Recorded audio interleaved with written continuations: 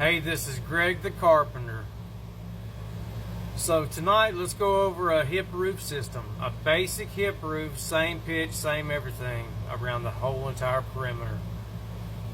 So we've talked about some of the hardest stuff on these roof systems. Bay windows, octagon roofs, irregular pitch roofs, aka bastard hip roof systems. Known all over the world as that name. So let's take it down a notch and let's just go to a basic hip system roof tonight. Now this is going to be a long video, so I'm letting you know up front. It's going to be long, but we're going to go over some good topics on here. But if it's going to be too long for you, just keep on scrolling. That way I don't waste your time and you don't waste mine. With that being said, let's dive into the video. What are you going to need?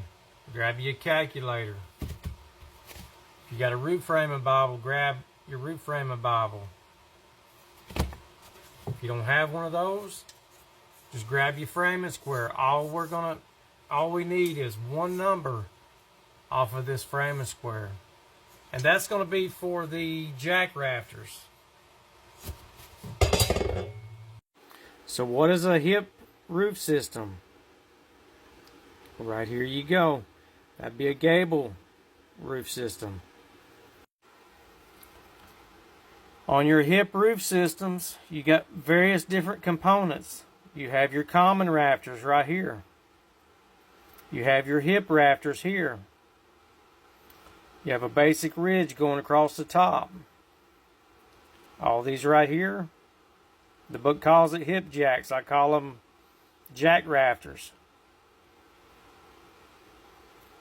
On a calculator, they're called jacks. Let's give the entire building right here a span of 30'8". Let's just mark it out on a piece of paper here. 30'8" on a span. Just call it 60 foot on the length of the building. And let's put it on a 9 and 12 pitch. There's our span, 30'8" on a 9 and 12 pitch. 60 foot on the length of the building. Get your calculator, turn it on.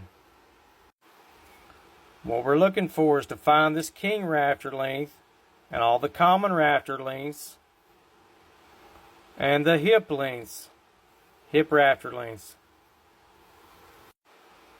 So all you're going to do is go 30 feet 8 inches minus your ridge.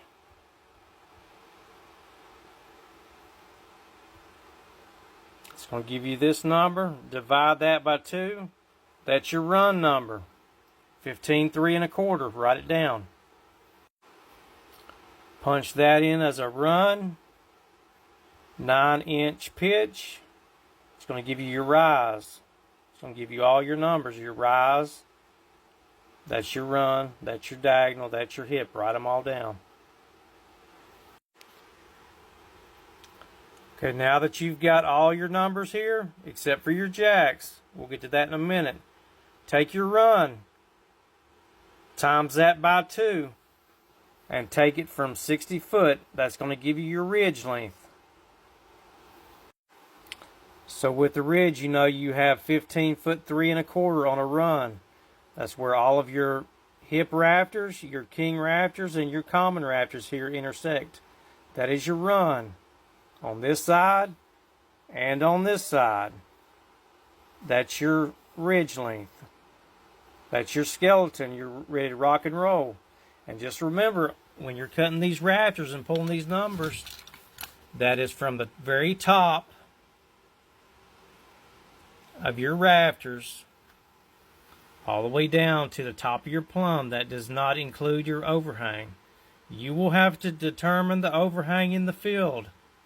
These numbers are from the top of this plumb here to where it butts into the ridge here.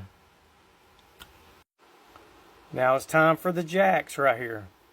If you go to your calculator and just hit your jacks, they're going to be on 16-inch centers, but everything coming out of here is going to be wrong. So let's make a column here, put the numbers from the calculator, and we're going to go ahead and run the numbers based off of the framing square.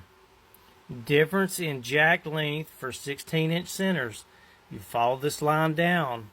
The top right here represents the pitches.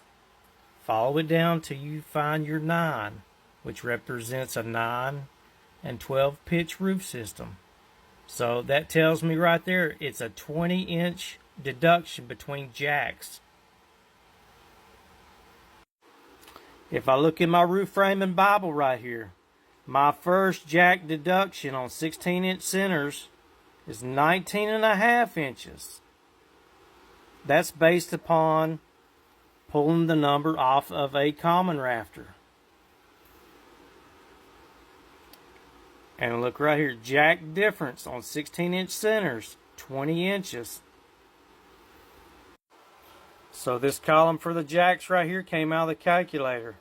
This one here came off of the framing square and out of the roof framing Bible.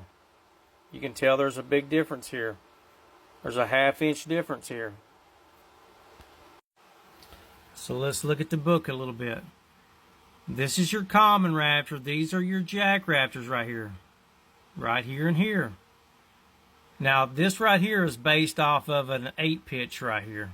Your first jack deduction out of the book on an 8 pitch would be 18 3/4. Then your jack rafters would be 19 1/4. That would be on an 8 and 12 pitch. We're working on a 9 pitch, so the first jack deduction would be based off of your common rafter at 19.5 inches. Then on your next ones down, which are your jack rafters, it's going to be a 20-inch deduction. So the calculator will get you close on the jack rafters, but it's not going to be on time. If you want to get everything on time, you can put your skeleton up. Your king rafter, your hip rafters, your common rafters, all you have to do is just pull over 16 inches, make a mark, pull straight up from the bottom, get that first number, and deduct 20 inches off of each one. Or if you're stacking your studs, get your first one down here that's stacking over top of your stud, and add 20 inches to it. That'll give you your jack rafter each time.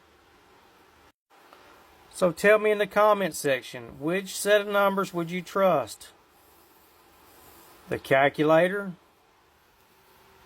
or coming off your framing square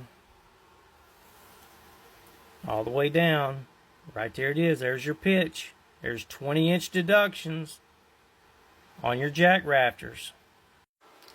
Coming out of the roof framing Bible, first jack deduction, 19.5. The next would be your actual jack, would be a difference of 20 inches on 16-inch centers. This right here is a simple hip roof system. We've got our runs, we've got our rise number, we've got our diagonal numbers, we've got our hip numbers, we've got our jack numbers. We're established now.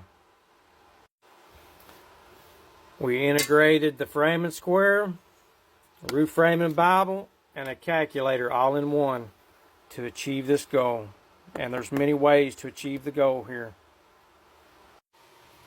I know it was a long video, but think of it this way. You have got to invest in yourself.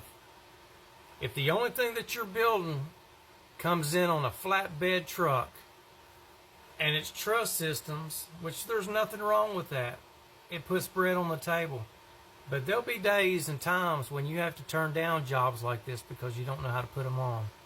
You need to figure out how to put these roof systems on if you're going to be a carpenter or a framer or whatever. I appreciate each and every one of you watching. Catch you next trip.